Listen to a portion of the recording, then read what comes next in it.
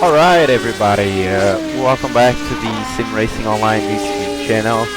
My name is Matheus, I'm your host, and I'm alongside once more Mark Sheperd for this one. Hey everyone, yeah, really good qualifying session, really close to the top. Gavino Pintus, new driver for this race at Rouen, got pole by not a lot over Mazrek, but new driver in and fresh face on pole position, which is interesting. Oh yeah, and today we are racing on the Rouen-Les-Essarts in France, and this track certainly is a death trap. Yeah, it's very fast. I think there's only probably two big braking spots, one at the end of the straight and there's a hairpin which goes downhill. It's very undulating as well. There's a lot of hills, a lot of rises, a lot of blind corners as well. So if we don't get DNFs here, I'll be very surprised. Oh yeah, and this track has no runoff whatsoever. It's crazy. Yeah, it's pretty much fast flowing corners and about 10 feet of grass, and that's it, and then a metal fence. Oh yeah, no curb as well. That's grass. There's no curb. Yeah, and that grass tends to pull you if you get a tire in it, so it's it's a little bit dodgy in terms of the track.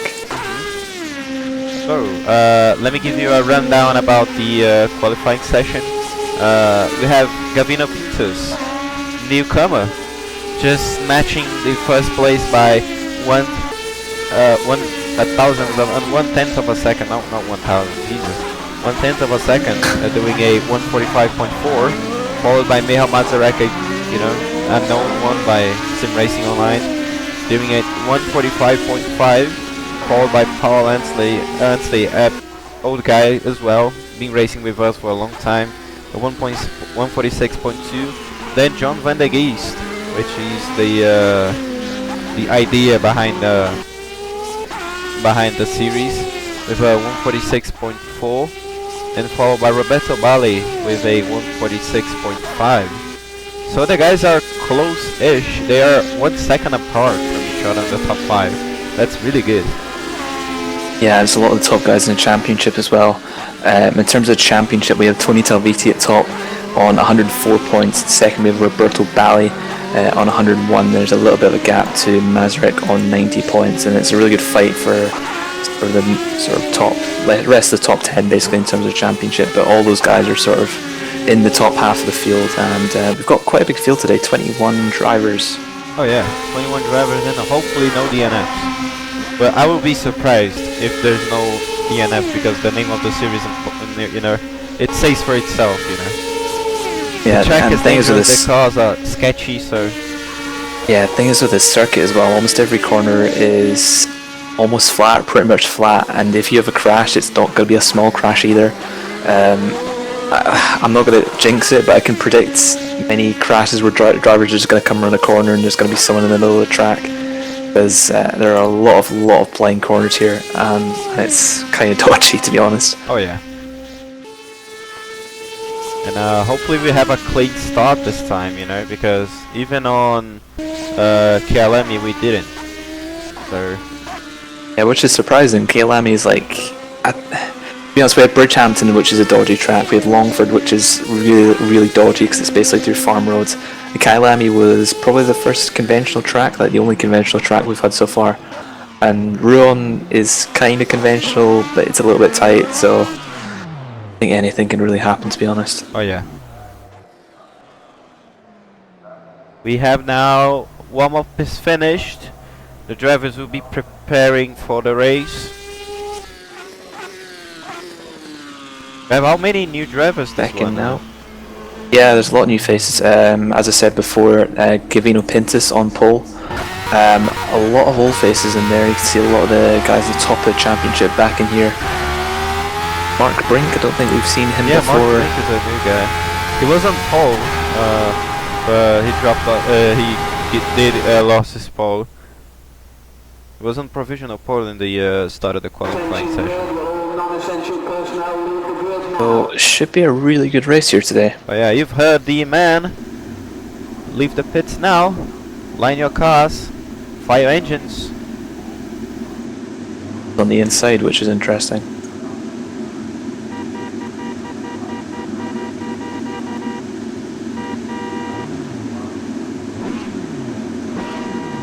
So the drivers are on the grid then.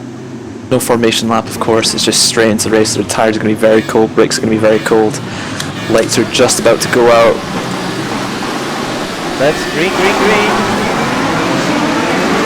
Mazurek getting a very good start, already up into first on the outside of Pintus. Pintus getting a little bit bogged down off the start as they head down the hill, down this winding section at the start of lap 1. Mazurek got a very good start. Drivers already going side by side through the fast left-hander into the sort of S's section. Driver hit the wall behind, I'm not sure who that is. I think they've gotten away with it.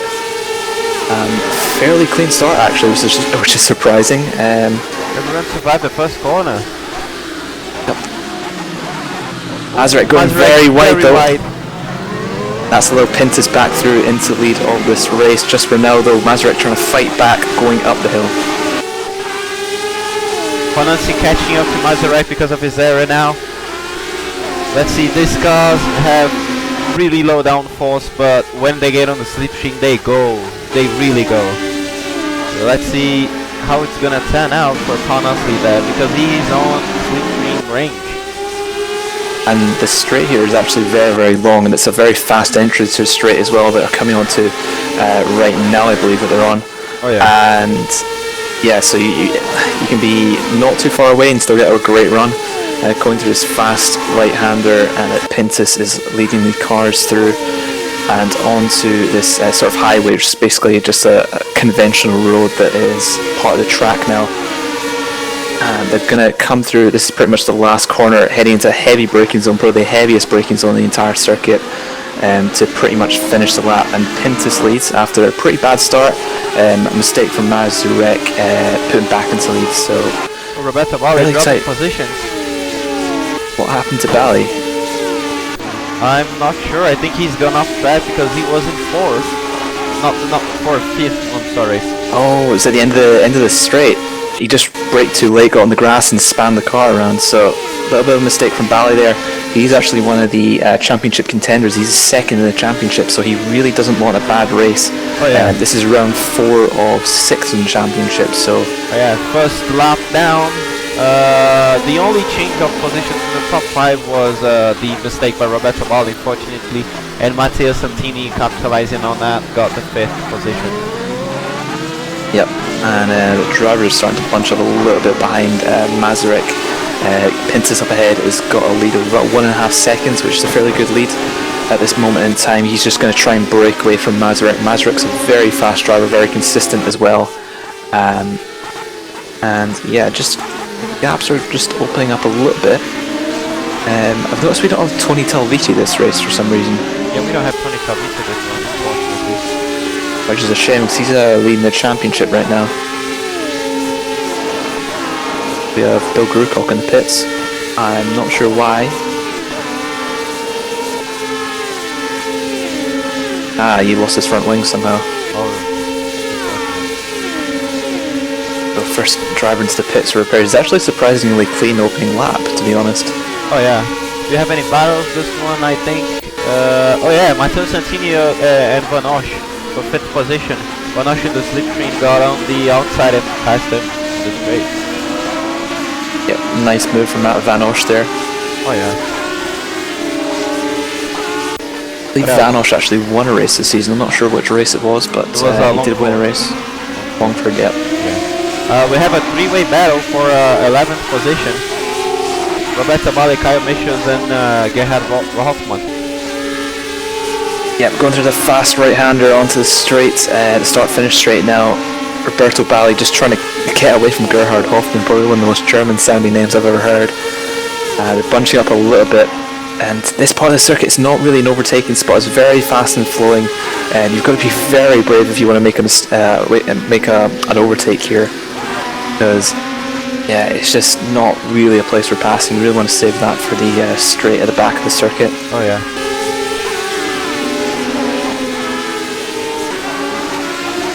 This is the closest battle on track between Kyle Michaels, Roberto Bali and Gerhard Hoffmann. Kyle's gone a little bit wide though, he's going to get a better run out of the corner because of that. but Bally is all over the back of him as they head up the hill.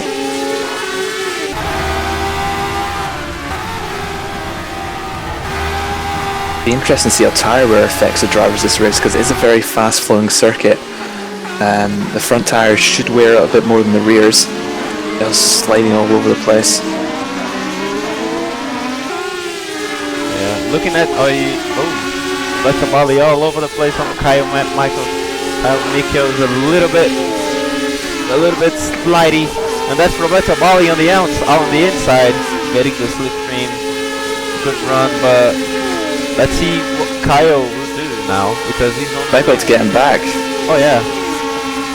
Because Bally made that move very, very early, and it's basically flat out from that section all the way up the hill down to his heavy braking zone. Kyle Michael's making a move back into position. He's going to try and out-brake him down the inside. Bally's gone wide, and he's span again at the same spot. The exact same spot he span on lap 1 or 2, and he span once again at the exact same spot, and Bally is not having a good race so far. He's down to 15th. Lost 3 positions actually. That's unfortunate, mate. Roberto Bali that started in 5th, now in 15th. Yeah, he just tried to I just tried to brake too late, and the cameras aren't very good for this track, but I could just see him getting a lot of tyre smoke through that corner. I just saw him go wide. I'm not sure how many other drivers are battling on track right now. We have John Van der Geest having a pretty good race in 4th at the moment. Trying to get... Then Jensen's really close to each other, less than half a second. Heading up the hill, Andrew Williams in 8th. I think their points up to, I believe, 20th position. Oh yeah, yeah. With that. Yeah. So pretty much every driver will be getting points today. And I can imagine traffic is going to be pretty painful for the leaders later on this race. It is a 60-minute race, so it's quite a long race.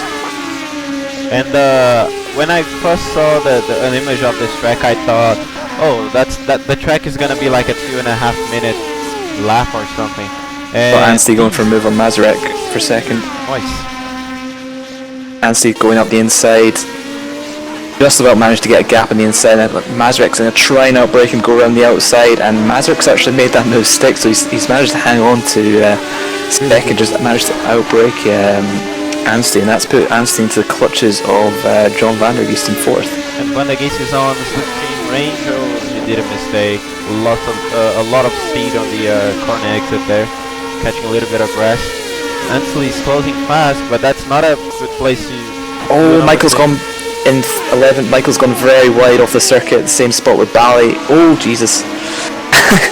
Bally almost went to the back of... Michael's again. Yeah, they almost collided there as Bally came through the corner after Michael's mistake. Driver going off up ahead, Klaus Germanis. Eric Moynet. Eric Moynet, yeah, he was going off slightly there. There's a lot happening in this race so far. Very good start. Main battle on track really right now is this train of all the way from Germanis back to Kyle Michaels.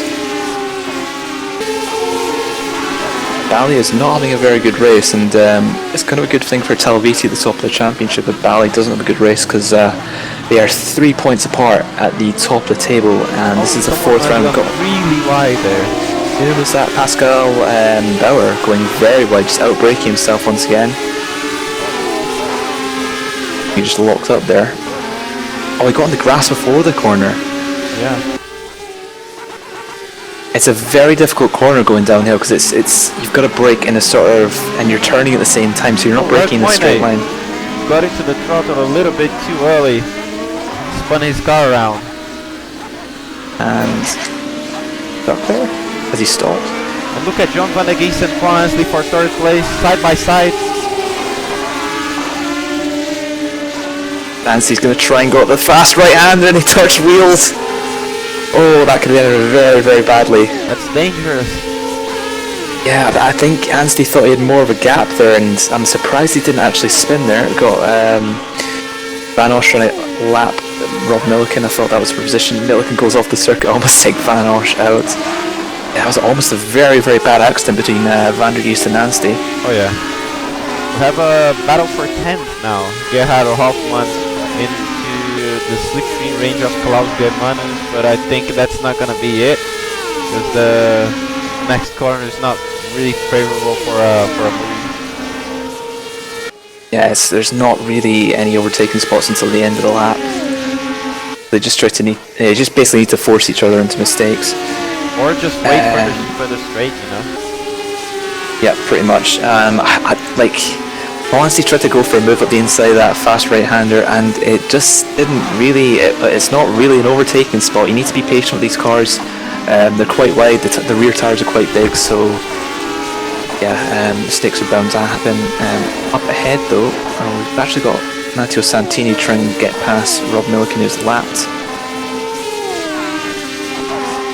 But up ahead, we've got Gavino Pintus in the lead by 1.8 seconds. Just looking at the chat, Gaetino Giannino, sorry if I pronounced your name wrong. Hi guys, for me it's a pleasure to watch this race. Well, thanks for watching. Tony Talviti, it's Tony Talviti's not racing today because he's in the YouTube chat. Just off from work, have a good one. Yeah, hopefully it's a good race. It seems to be a very good race so far.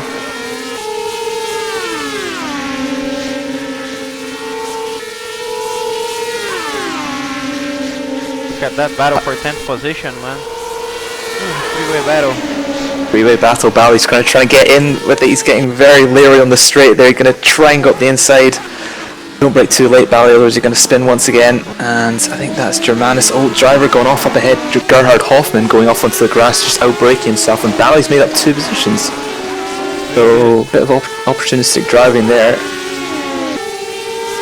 And Bally did the right thing. He didn't try to outbrake the other 2 cars. He went in and basically just waited for the other driver to make a mistake. The rest of the drivers, see if there's field's starting to spread out a little bit, so there's not as many battles happening. I believe the closest drivers are Philip Pitchell and Kyle Michaels. Yep. They were first sector of the lap. They were 0.1 second to the start finish rate. Kyle getting very sideways through the corner there. That's dangerous, Kyle. That's not a drift car. Philip Pitchell getting a little bit wide onto the grass. Thing is, it's not. The walls aren't right up against the circuit like the classic Imola circuit. Pitchler gets in very deep there, tries to get it cut back out of the corner. Yeah, the walls aren't right up against the walls of the circuit, so you've got a little bit of breathing space of getting onto the grass, but not much at all. And as I said, the grass tends to pull your car in just a little bit to go wide. I believe Gerhard Hoffmann and Klaus Germanus are teammates because they're running the same livery. Looks like it, yeah. And they've both got the most German sounding names I've ever heard. Yes. Closest cars on track, Mikkels and Pitchler for 15th. Pitchler's in the slipstream now. Might have a look up the inside of the fast right-hander. It's not really an overtaking spot, but he's going to go up the inside. Mikkels left him room, and Mikkels actually might get the move back once again. He's stuck in a slipstream, and he might try and get the move back again on the back straight here. They're side by side, and Mikkels has got the move done as he locks up all 4 wheels, and he's gone wide once again. A lot of drivers make a mistake at the end of the back straight. Really like braking for Kyle Mikkels. I think if you could, if you braked a little bit earlier, a lot earlier actually, he would have gone. He would have got the position. And we actually have Mazurek pulling up to first now. He's caught to the leader. It's only a second, or less than a second now once it refreshes. He was almost 2 seconds behind Kevin Pintus. And just watching Pintus here, he's getting a little bit sideways at the corners, so he might be pushing a little bit too hard. I'm not sure what the case is with tyre wear this race. We did see in the last race, John van der Vliet and Kyle Lamy, he was leading the race pretty comfortably. Probably should have won it actually, and he went for a pit stop about halfway through, thinking that the tyres wouldn't last, and ended up losing the race because of that. Mazurek pulling up to the back of Pintus in the lead. So I think this is a battle that's going to be happening fairly soon because Mazurek seems to have the pace. And the fastest second sector of the race, a 43.9 second sector. Mazurek seems to have the pace. I don't think Mazurek hasn't won a race this season, which is surprising because he's a very, very fast driver. He's in the slipstream of Pintus now. He has a look up the inside of turn 1. It's not an overtaking spot really. He's just going to try and pressure Pintus into a mistake. As I say that, Mazurek makes a mistake.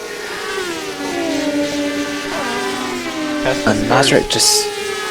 Yep. Going to try and avoid doing that. Mazurek just seems to have the pace over Pintus right now. It's only a 10th between them at the timing zone.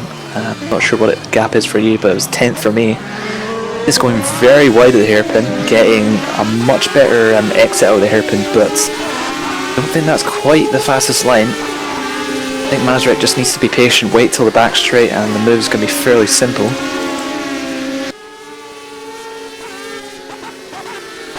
Got battle between Johnny Gutierrez and Pascal Bauer as well for 13th, 14th. Mazurek still all over the back of Pintus. Heading up the hill now towards the back straight. This is going to be where the overtaking really happens, and I think Mazurek's within pretty much the he's pretty much within the perfect closing distance for slipstream. Not too close, but not too far back, and he's going to try and make a move around the outside. It's pretty risky. Pintus is going to have the inside for the heavy braking zone. It's a very, very wide straight here, probably the widest part of the circuit, easily the widest part of the circuit. Mazurek going to try and break around the outside for the first place, just about makes it stick, and it's great for move from Mazurek there. You go up into first, but Pintus got a great exit out of the corner, and he might actually make a move back again. Heading into the last corner of the circuit, Pintus goes a little bit wide onto the grass, and that is the lead for Mazurek. So really good move, really clean, really around the outside, didn't lock up, outbraked Pintus, really good move. And not far behind, John Vandergeest just sitting there 2.1 seconds behind.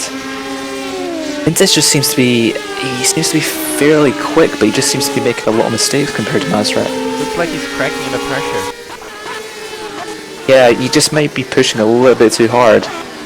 And he got into the lead at the start of the race, but just didn't really pull away. I mean, he did pull away, but he got a little bit too sideways and lost a ton of time. I think the gap he got was like 2 or 3 seconds at most, and then the gap came down. There's a spinner at the hairpin. Matteo Santini, who's in 7th, he's going to drop down the position. He has hit an invisible wall on the inside of the hairpin, which is unfortunate, but that's sim racing for you. And he's slipping down the positions. I don't think he's got damage. Doesn't look like it. I mean, the impact was really nothing, basically. I don't think that damage. No, it doesn't seem to have damage. Gerhard Hoffman in the pits. He's lost his front wing somehow. I'm not quite sure where that happened. I'm going to try and rewind whilst you rest of the race. Lost it earlier in the lap.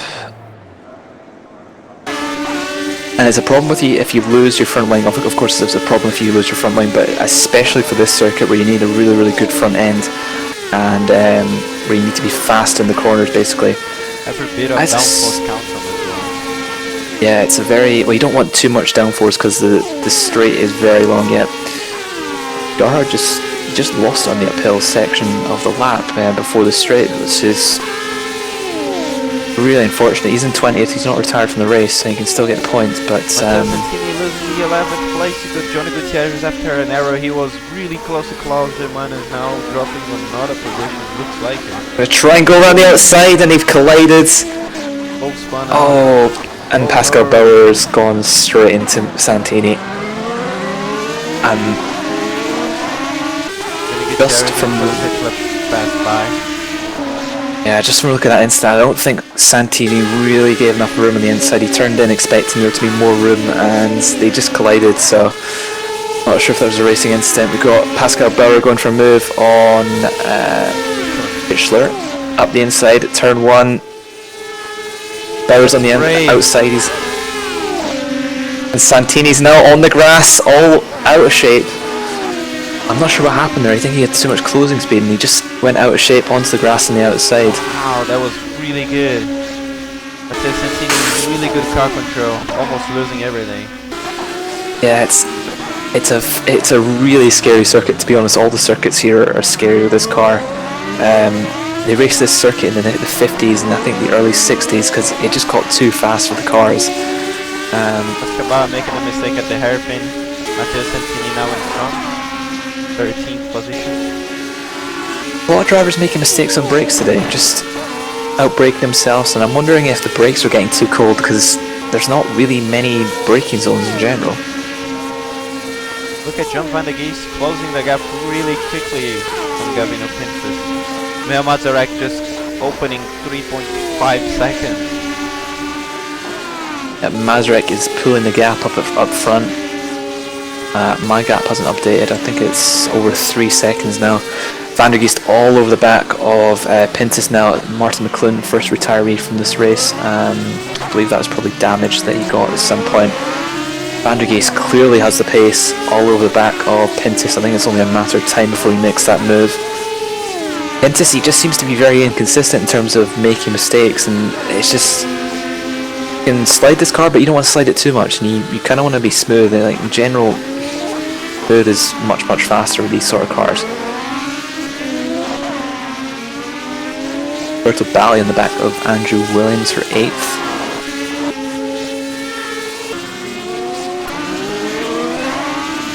Going off up ahead, Andrew Williams.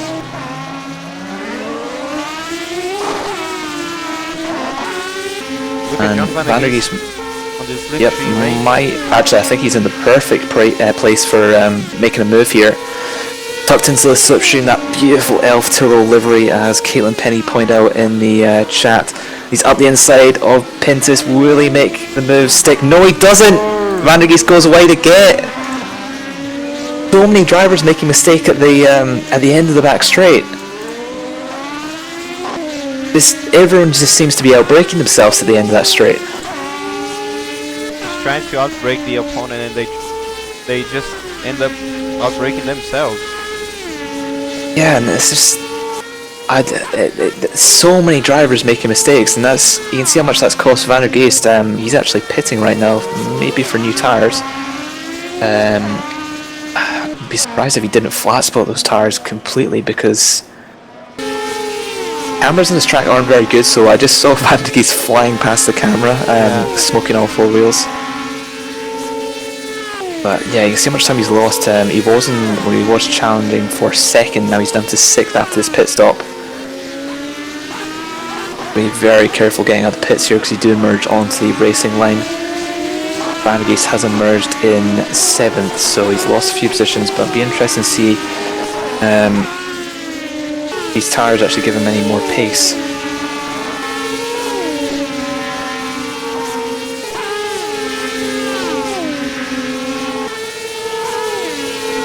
The cars in track are Philip Pitcher and Johnny Gutierrez, the battle for 11th position there. Yep. We've actually got Gutierrez, who is a lap behind, getting in the way of Gutierrez. Or we've got Milken getting in the way of Gutierrez, sorry. And he's getting out of the way in a fairly awkward spot down the hill, and he's going to hold up Pitchler just a bit at the hairpin. Going to allow Johnny Gutierrez to get away just a bit, but drivers haven't been very nice with blue flags this season. I don't know if you get a penalty for holding someone up, or if it's even required that you get out of the way. As Pitchler finally gets past Milliken, I believe, around the outside, but it's cost him a little bit of time. But Gutierrez hasn't really managed to get away from Pitchler, to be honest. Yeah.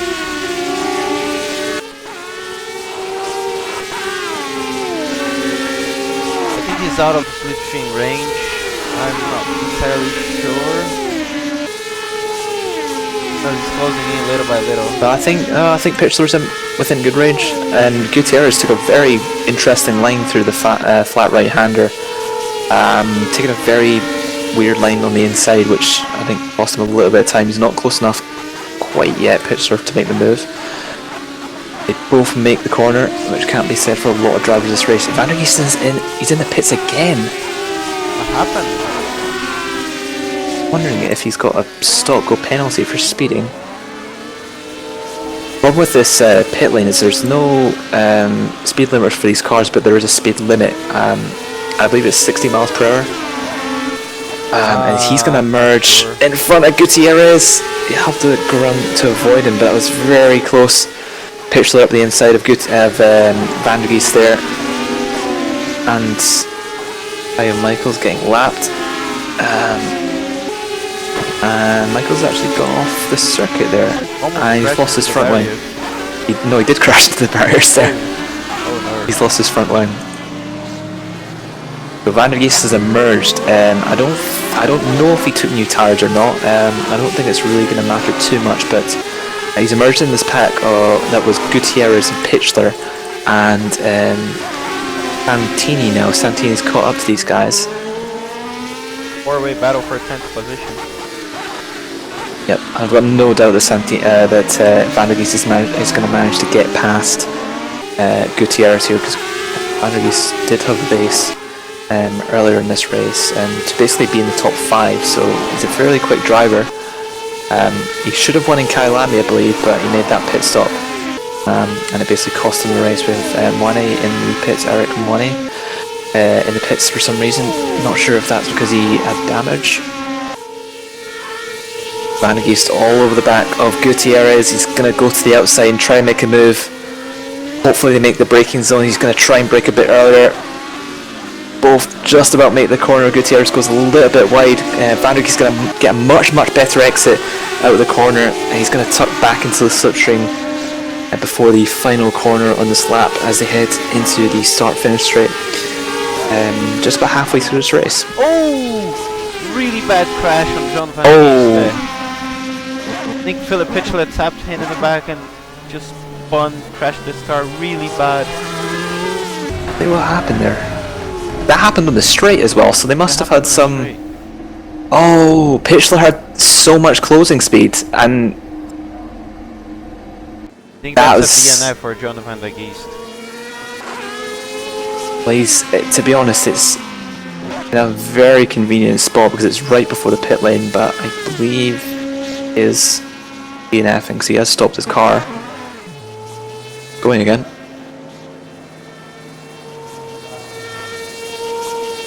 Yeah, just Pitchler had so much closing speed and left it too late to pull out. Van der Geest did go to the inside to defend, but that's fair enough. You can defend in these cars, it's not illegal. Yeah. And yeah, Pitchler just went straight into the back of him. We've got a change of position between Mark Brink and Jens Roos for 5th. I believe that's Brink going up into 5th. Yeah. New driver in the series, having a fairly good race up in 5th. Jens Roos might get him back though in this on the start-finish straight. Gonna try and move down the inside as they head down into turn 1. Jens Roos got better straight line speeds as John Van der Geest heads out of the pits. Wow. Oh, that could be a very bad accident. That was very scary. The exit here is just so dodgy. It just goes onto the racing line, and it's just crazy that the circuit designers made the track like that. Imagine if that happened in real life. Yeah, I don't want to imagine what sort of crashes would happen in real life at tracks. Like, imagine the crash with Longford. Wow. The multi-car pile-up, how many injuries there would probably be from a crash like that. Because that was... Santini and Pascal Bauer for 12th position. Pascal Bauer with... No, not Pascal Bauer, Bill Brillcock with a mistake getting into the grass a little bit there. Matheus Santini in 13th position. Brillcock's lost a lot of time as well. Yeah.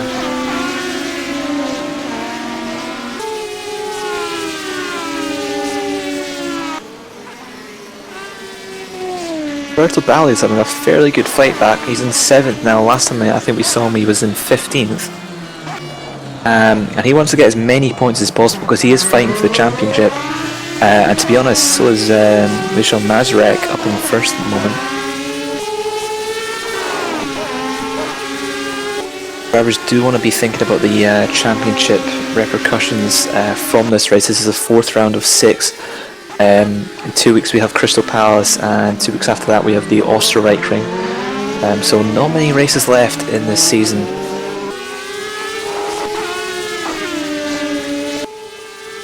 battle between Bauer and Santini for 12th. Santini's got the run now, and he's going to go to the inside for the fast right-hander. Hopefully Bauer gives him space, and they do fairly clean respective racing there, and Santini goes up into 12th place. They've been battling, I believe, almost this entire race, so it's been a really good battle between them.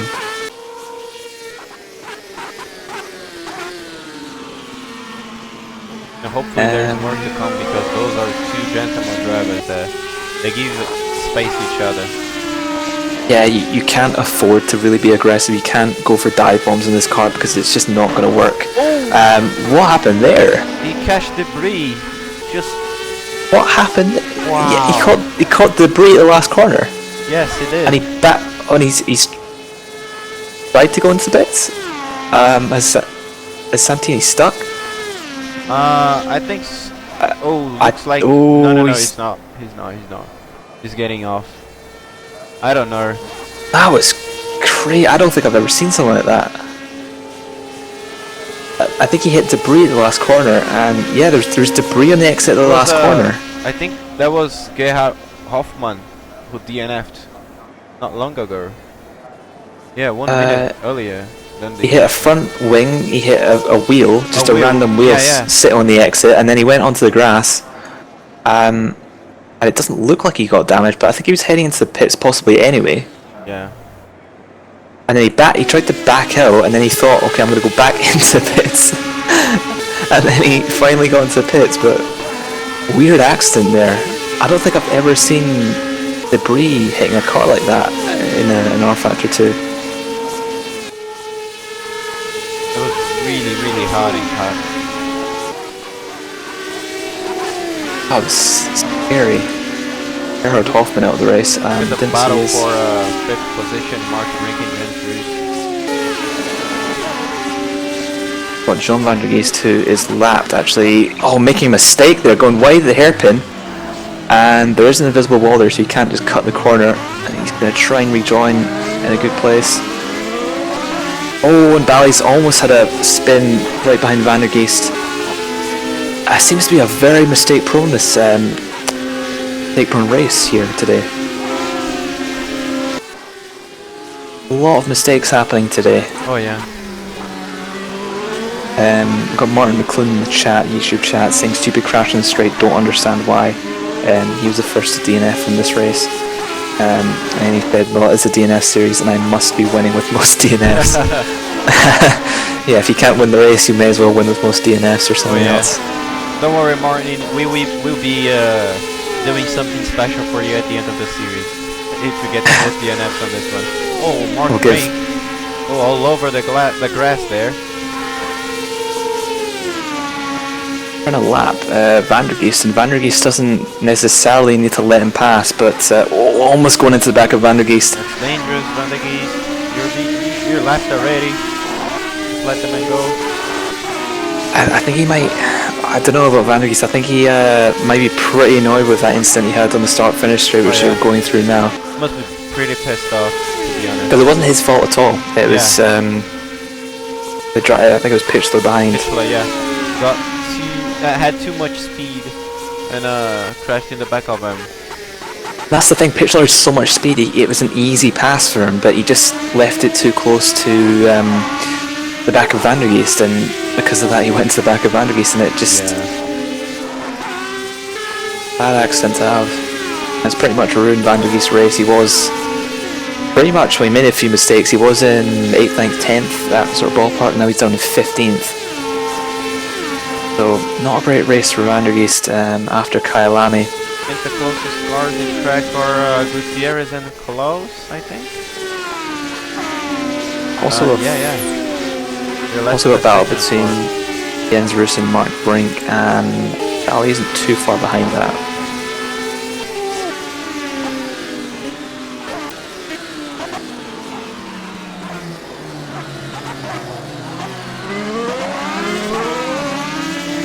Mazerek's lapse times have been incredibly consistent. Really good driver overall. His fastest of 146.7, which I wouldn't doubt is 147.2. but all his lap times have been 47s, mid 47s, low 47s. Pretty much the entire race, apart from obviously the beginning when there's heavy fuel, which is crazy consistency. You can just see it paying off because he's got 5-second gap to Pintus in second. Battle for 9th. Johnny Gutierrez, Claudio Hermanos. That's a 0.3 gap. Perfect gap for an overtake with the slipstream now. Yep, Gutierrez really fast. tucked in. He's going to go to the inside. Germanis actually hasn't let him have the inside for the corner. The right-hander coming up, and fairly respective racing there. Gutierrez goes ultra wide though. He's just another mistake from drivers, and they're going to have to wait to let people through. I thought they made that move cleanly, and then they got to the exit of the corner and they collided. DNF by Matteo Santini there. Yeah, Matteo Santini out of the race, unfortunately. Gutierrez tried to sort of rejoin the circuit, and Germanis just sort of drove across his front. Yeah, strange accident there. Strange accident, yeah. Well, to be honest, I think Gutierrez actually got a little bit of oversteer in the exit of the corner, and that probably contributed to it. They've not lost their front wings though, so that's good at least. Closest cars on the track are Mark Brink and Roberto Balli for the 6th position. They are 0.5 seconds apart from each other. That's slipstreaming range, but I think that's not enough for an overtake on the. No. It's easily enough. It's easily enough because they're on the back straight now. Balli's got a great run. Balli seems to not be running a lot of downforce because he's very, very quick on the straight fast, today. Yeah. Hopefully they make the braking zone. Yes, they do. That's good. Really good. Oh, it's so refreshing. It's so refreshing to see a nice clean overtake without any contact. Oh yeah, and Roberto Balli started in let me check to make sure. Roberto Balli, he started in 5th position. He dropped down to 15th, and now he's 6th. That's a really good race, really good recovery race by Roberto Balli. And he has been helped a lot by drivers making a lot of mistakes. Oh yeah, that's an awesome race, awesome driving by him. And there is a 1.3 second gap to Jens Roos up ahead for 5th. Bit of a gap, 25-second gap to Van Osch up ahead. Van Osch having a very, very quiet race on his own. In 4th, having a good race, but just a very quiet race. The closest cars on track are Roberto Balli and Mark Brink. Pascal Bauer and Bill Grukok now. Oh yeah, Pascal Bauer behind Bill Grukok. Bill Grukok just passed him, or is it? Yes, just passed him. Grukok. So, it looks like Bauer's made a mistake because he's dropped back a fair amount from Bill Grukok there. Also have Gutierrez behind Germanis. I'm not sure what the lap times are between those guys. That's a second difference. Not anymore. Johnny Gutierrez are really okay. A little bit of wheel spin.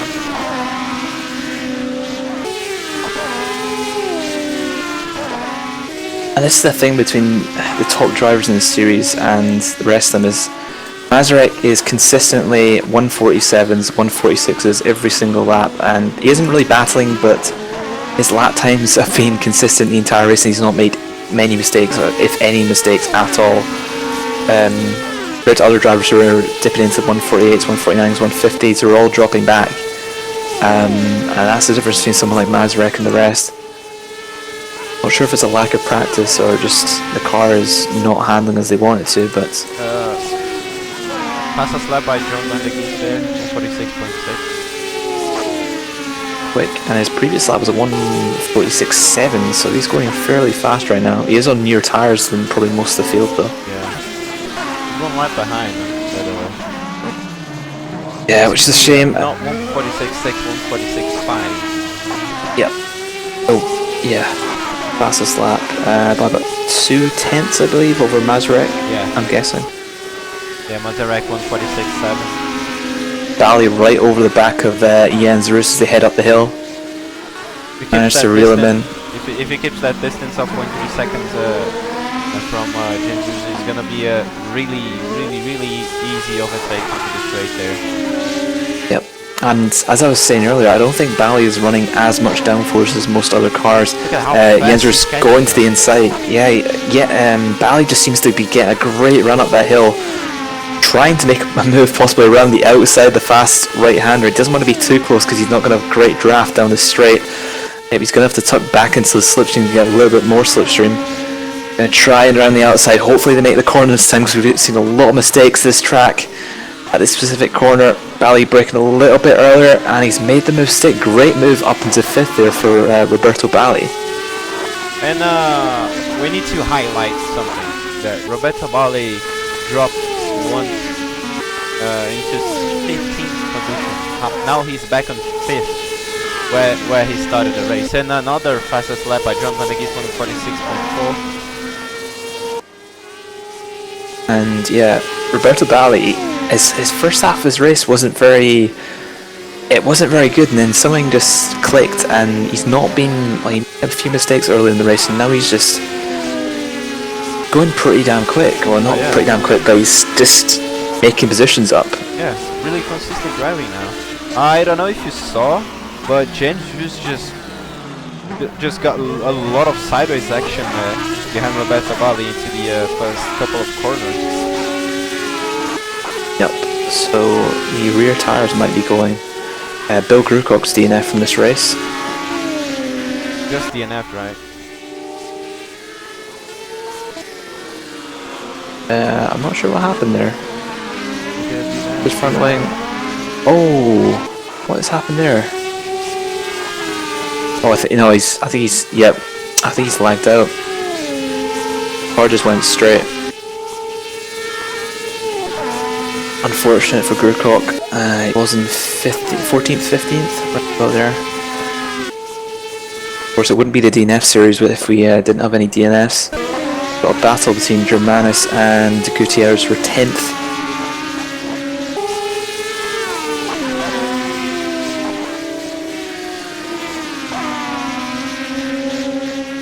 Shaping up fairly soon. Just looking at Gutierrez's lap times, 49.8 for the past 2 laps. Germanis up ahead at 150 and then a 149.7, so they're very similar in terms of pace, but Gutierrez just seemed to be in the exact right place to be in the slipstream down the straight. Gonna tuck into the slipstream, fairly easy move down the inside. A fast right-hander, give each other room please. Yep, Germanis gives them room on the inside, and Germanis actually might be able to make this space back up. He's got a very bad run through there, which is interesting. He seems to be dropping back a lot. I don't know what happened there. He just... In the meantime... It's like he lifted off or something. Oh yeah, in the meantime we have John Van der Geest getting a position from Ed Jones and lapping the fastest lap of the race once again with 146.39. That's really fast driving by John Van der Geest. Might be... Van der Geest seems to be... Yeah, seems to be in a very good rhythm right now. Car stopped by the start-finish straight. We have Andrew Williams in the pits, and we have Eric Monet, both without... They've had an incident together because...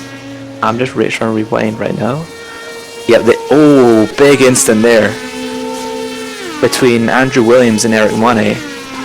So Williams has lost his front wing, and he has gone straight on the straight into a wall on the side, and that's bounced him across the track, and Monet's just gone straight into him on the weird accident.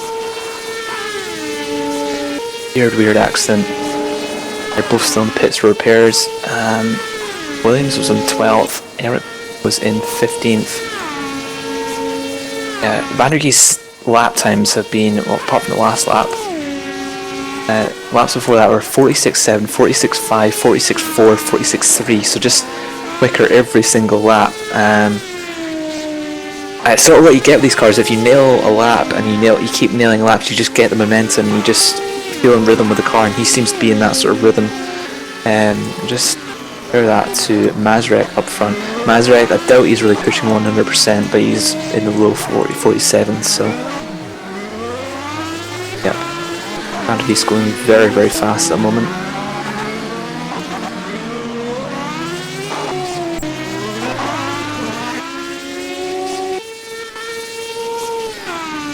Bill Kercock in the chat saying rFactor 2 went to black screen, had to use Task Manager to crash out of RF2.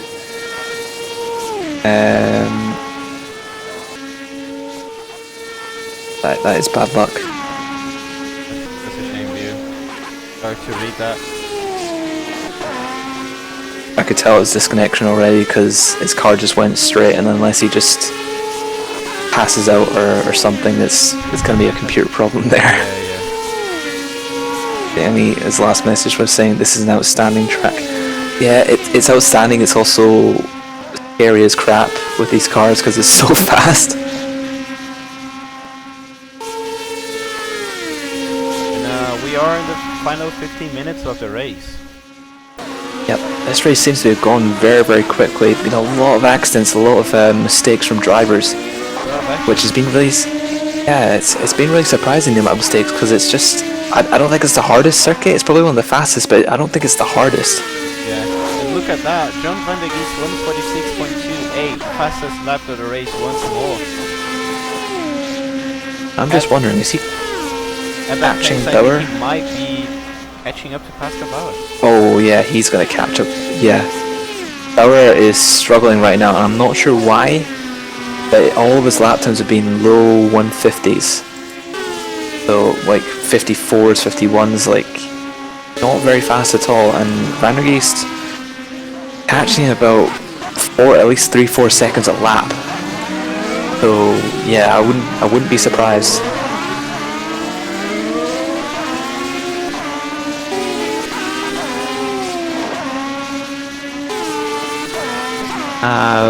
Bally still in 5th. Jens Roos hasn't dropped off too far behind him. Mark Brink is, I'm not sure if he's catching up to Jens Roos. Yeah, bit by bit. He's fast just some parts, and Jens Roos is a little bit faster. I think he's catching him up slowly, but Roos is in a little bit of traffic right now, so he's getting held up a little bit. Yeah, but he's only 16. That's Rob Milligan. Not sure specifically what the gap is between Van der Geest and Bauer. I think it's about 8-9 seconds. Okay, 12. This says +1 lap for me. So. Yeah, they were about 14 seconds in the last lap. Now down to 11. Yep, so he's closing in fairly fast. Now down to 10.5. Wow.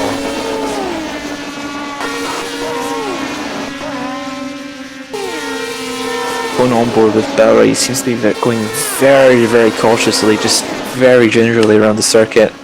In terms of steering, in terms of throttle, just not. I don't think he's comfortable with the car. Doesn't look like it.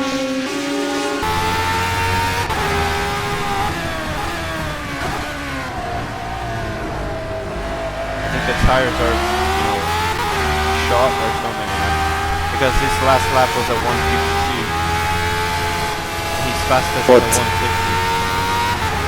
To be honest, Bauer's not really had the greatest pace, and his lap time has been very inconsistent. So I'm not sure if the tires are gone, or I just don't think he's got confidence in the car. And with a car like that, I can sort of understand it, especially if you don't get much practice. John Van der Geest now down to a 7-second gap, 7.9 second gap. He'll probably be in the next. I believe that is actually. Yeah, it's going to be the next 2 or 3 laps. We have Van Osch going off. Van Osch going off the circuit at the end of the back straight. Yep. He's not lost any positions because he did have a fairly big gap to Bally behind. So that's going to bring the gap to Bally down a fair bit. 15 seconds. So 11 minutes left. So to be honest, it's doable if Van Osch makes another mistake like that. It's going to be doable a overtake for John Van der Geest because he's now 6.5 seconds away from Pascal Bauer. And with that pace, Pascal Bauer, John Venegis should definitely get the 11th place. Yep. He was almost last at one point of the race, right? John Venegis. He's been into the pits twice. So Vandergeest, he hasn't. To be honest, like he should have probably been top 5, but with that incident he had earlier in the race, it's cost him a lot of time, and he did have to go into the pits. I think he's either drive-through or a stop-go penalty or something. Now in a oh, what has happened at the hairpin? I don't know. Been a pile-up or something at the hairpin. I went to the Ed Jones in 13th. There's just a car stopped in the middle of the hairpin. I think it's Kyle Michaels. Okay, yeah, so updates on John Venegis. He's now 4.5 seconds away from Pascal now. And he's actually within viewing distance. You can see Bauer up ahead, which is probably going to motivate him even more to catch up. Oh yeah, 3.5 seconds now. What's the gap between Germanis and Vandergeest? Germanis and Vandergeest, that's 14 seconds.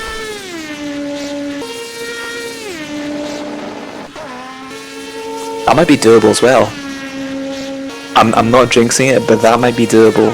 Vandergeest might get 10th at this point. Because Vandergeest is lapping consistent 46s, consistently 46s. Germanis is in the 50s, 51s, 52s, so that is... Yeah, Vandergeest now in the less than 2.5 seconds away from Pascal Bauer. I think we might see a move going down into the next few corners. Yeah, I think it's only a matter of time. Vandergeest has just been closing that gap lap after lap after lap, and yeah, it's gonna be pretty much the next lap or two before he gets past Bauer for 11th. Next corner or two, you know. It's Bauer has dropped his pace by a lot. It's a shame for Vandergeest that he's fighting for positions like this, because he probably deserves top 5 in general. No, less than a second. He's actually going to be within slipstream. He's going to be pretty far back, but he's going to be getting slipstream fairly soon. 8.7 seconds away. 0.7 seconds still. I will not be surprised if Vandergeest goes for a lunge, even if he's not close enough, because he's... I wouldn't do that.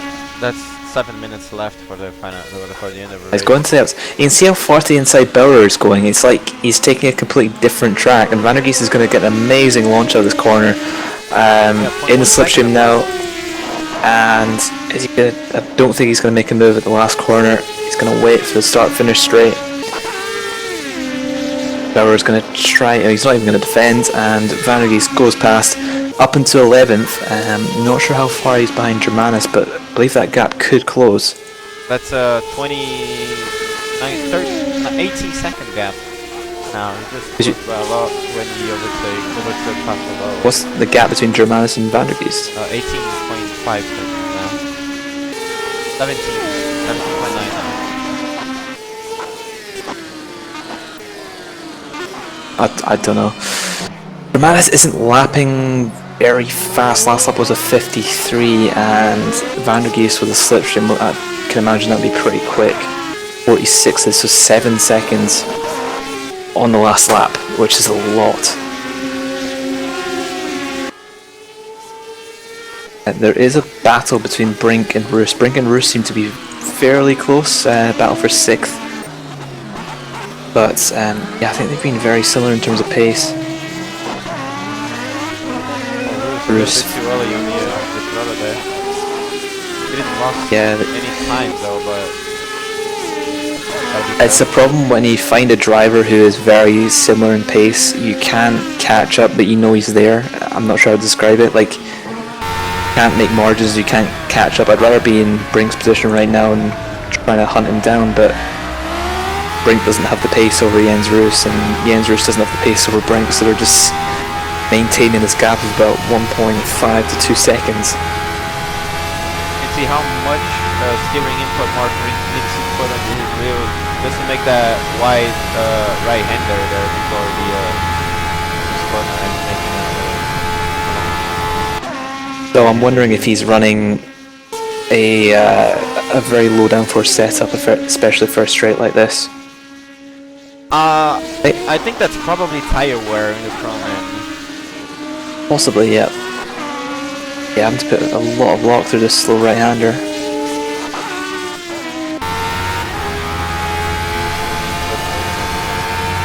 The thing I noticed with Roberto Bali in 5th, he was getting amazing runs onto the back straight.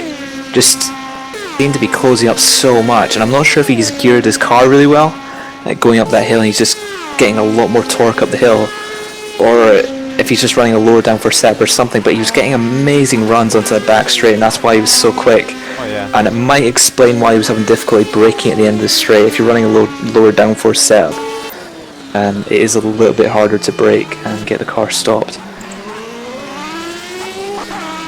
What is the gap between... Roberto Bali's exit from the hairpin is really, really good. He's not bogging down the car like the other drivers. And he geared the car really, really well to this track because he's just pulling really hard to every single one. Fastest driver by Matheus Marçal, fastest lap, 145.9. Pulled that out of nowhere.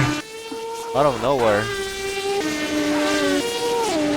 Listen. I think the car got lighter because of the fuel that he's burned, but... Yeah. Or I might just be pushing now. He might just think, oh, I'm not the fastest lap and I'm bored, so I might just go for it. Yeah. I wouldn't be surprised by it. What's the gap between Germanis and Van der Geest right now? It's 14.5 seconds.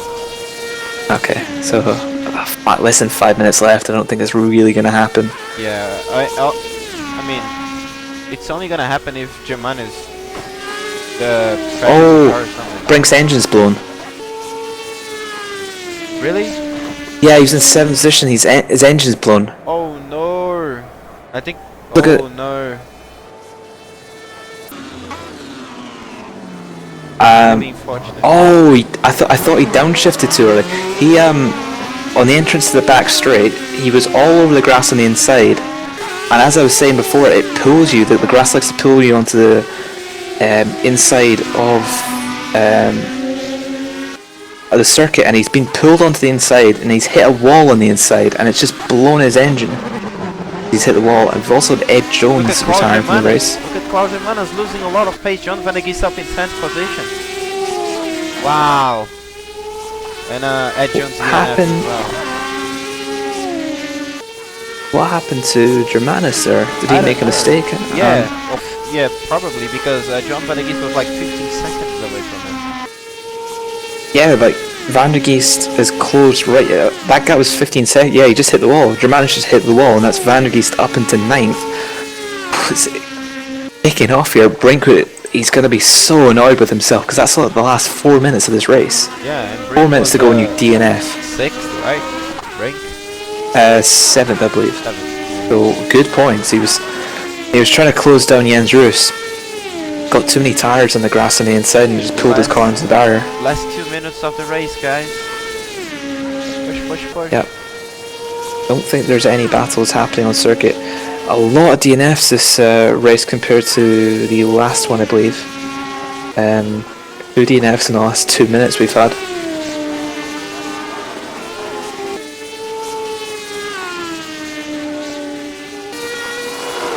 Not sure who my driver of the race would be. Probably Roberto Bali. Yeah, Roberto Bali, with no doubt. Having a very bad start, moving up to 5th in this race, which is really good points. That keeps his championship alive. He's going to move into the championship lead with this race finish. Masarek's also going to... It's going to be between Masarek and Bali. I'm not sure in the point system, but Masarek having a very clean race, very dominant race. After a mistake on, I believe, lap 1 going wide of the hairpin, he's just controlled this entire race in first. Had to make a move on Pintus, but pretty straightforward move and race from Masarek, pretty much. 1 lap more for Matheus Marçal. That's his last lap of the race. Going through turn 1. Now turn 2. Balancing the car on the wheel. drivers must be cooked. His tires must be cooked by now. Yep. Braking very early for the hairpin there. And Van der Gies's pace has dropped off a little bit. He's now into the 48s. Yeah, Mazurek has just been so consistent this race, and it's pretty much the typical Mazurek race, where you just lead from the front and just put in those lap times. Lap after lap, he's heading up the hill though at the end of the lap. Good thing about those drivers at the DNF later on in the race, they will get classified. If I don't know if there's a 90% rule, but usually there is, and they pretty much DNF'd in the last 5 minutes, so they should be classified. They actually closed the gap to about 2 seconds in the last lap. Well, Mazurek's probably backing off, but don't back off too much. Yeah, because Gavino was 5 seconds away, now he's 2.8. Michael Mazurek catching up to a back marker now. Oh, don't try anything risky. That would be a damn shame if Mazurek threw away the race at the second last corner. Mazurek coming through the last corner though. But the checker flag for him. Been a very, very dominant race here at Rouen, the 1955 version, but it's the win for Michal Mazurek. Crossing the line, not a very big gap to Pintus behind in second, just 1.6 seconds at the finish line, so he backed off a little bit.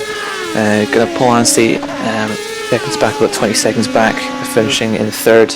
Beautiful black skin there for Polanski. Yeah, a lot of drivers have very nice custom skins. Oh yeah. Probably the Elf Tyrrell, the blue Elf Tyrrell that Van der Gies is in is probably my favourite. Bali's running a Ferrari skin as well. Oh yeah, and Van Osh is running a blue skin, which is beautiful. Also, Philip Pitchler finished in 7th, Johnny Gutierrez just about 2 seconds behind in 8th, John Van der Giest fairly back after an early incident, having a fairly decent comeback, very good pace in the last half of the race. To finish 9th, he had a crash on the in-lap. He did finish the race, so that's good. Germanis finishing 10th. The most German-sounding name I've ever heard. Roberto Bali now crossing the line, the highlight driver of the race for sure, without a doubt. Having a really odd start at the start of the race, dropping down to 15th position and now back to 5th where he started. That's really good. Yeah, probably driver of the day from Roberto Bali, having a very good comeback. A lot of really good comebacks this race, especially from Bali and Van der Giest. But yeah, dominant show from Mazurek. Pintus, he probably had the pace to win the race, but he just very inconsistent compared to Mazurek, who's pumping in those lap times. Just didn't really have the consistency challenge for the win. That's the last 2 drivers who crossed the line, Rob Milik and Eric Moinet. Congratulations to all that finished. Congratulations to the podiums. Michal Mazurek in 1st place, Gavino Pintus in 2nd place, and Polanski in 3rd. Van Osh in 4th in a very quiet race. Bali in 5th, Jens Roos in 6th, Pitchler 7th, Johnny Gutierrez in 8th, Van der Gies in 9th, Klaus Germanis in 10th, Pascal Bauer 11th, Andrew Williams in 12th, Rob Milken in 13th, Eric Monet in 14th, Mark Brink having a DNF but classifying in 15th, Blues engine later on in the race. Kyle Michaels in 16th, 4 laps down but still classified, and the rest are DNFs from various crashes and so on. So yeah, shall we finish this one? Yeah, I thought it was a very is interesting the right word to describe that race? It was pretty action-packed. Action-packed, yeah, of course. Action from the 1st second all the way to the very end of the race. Yeah, a lot of drivers making a lot of mistakes as well, which made the race quite interesting. It put drivers out of position in positions which they shouldn't have really been in, and that allowed for some good battles through the field, which was really good to see. Oh yeah. So I think that's it. Yeah. You got anything extra? Just reading the last few messages in the chat. I think that's Kyle Michaels in the chat saying, "Oh, crap race." He finished in 16th, and yeah, I can see why you'd say that. Bill Groocock saying, "Thanks for the commentary, Mac and Matthias." No problem. I kind of enjoy commentary, to be honest. So Oh yeah, me too. Thank you, Bill, for watching the stream, man. Yeah, and thanks to everyone for watching the stream. Yeah, thanks as everyone well for watching the stream. Thank you for the likes on the stream there. And I see you in 2 weeks' time, I guess. I'm Matheus, your host, Mac Sheperd, alongside with the awesome commentary. Thanks for watching. Bye bye. Yep.